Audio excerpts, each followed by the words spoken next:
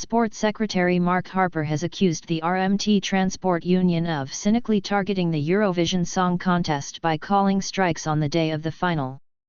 RMT members are due to strike on 13 May after the union rejected the latest pay deal from train operators.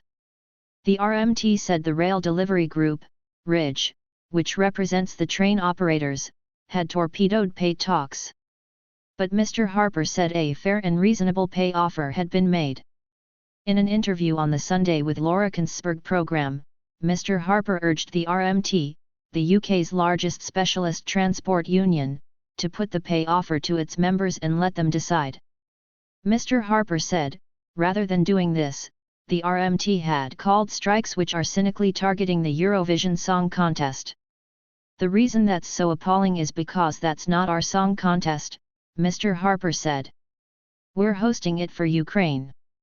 Mr. Harper said the RMT should be standing in solidarity with Ukrainian rail workers targeted by Russian President Vladimir Putin in war-torn Ukraine.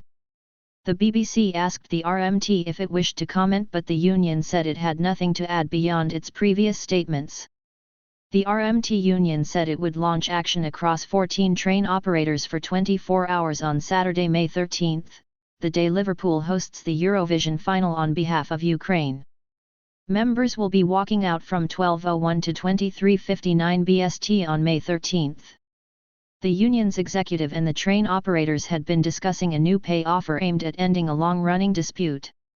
The RIG's proposals involved 1 year's pay rise of 5% that was dependent on the union agreeing to go into a dispute resolution process and accepting the general principle of changes to working practices. Earlier this week, RMT General Secretary Mick Lynch said the RIG had reneged on their original proposals and torpedoed these negotiations. Train operators said they had been blindsided by the strike, and denied union claims they had changed their offer. Steve Montgomery, chair of the RIG Group, said the union was negotiating in bad faith, again denying their members a say on a fair pay deal, needlessly disrupting the lives of millions of our passengers, and undermining the viability of an industry critical to Britain's economy. The RMT's decision to take industrial action followed the announcement of strikes by ASLEF, a union that represents train drivers. ASLEF has strikes on 12 and May 31, and on June 3, the day of the FA Cup final at Wembley Stadium in London. The strikes will run from 12:01 to 23:59 each day. The union rejected a fresh offer from 16 train firms, including a 4% pay rise for 2 years in a row and changes to conditions.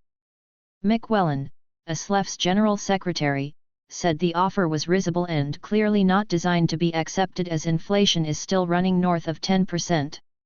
The only people responsible for the ongoing strikes in this country are the government and the employers, he told the BBC. On the Sunday with Laura Kinsberg programme, Mr. Harper was asked whether the government was prepared to let rail strikes disrupt the industry until Christmas. He did not answer the question directly, but said, in the end, the people who work in those industries have got to make a judgment about whether they accept the pay offer. All that the rail unions are going to do is drive people away from it, he said. Take the two biggest events they're trying to disrupt, Eurovision and the FA Cup final. Mr. Harper predicted the bus and coach sector would step up on the days of planned rail strikes in May and June.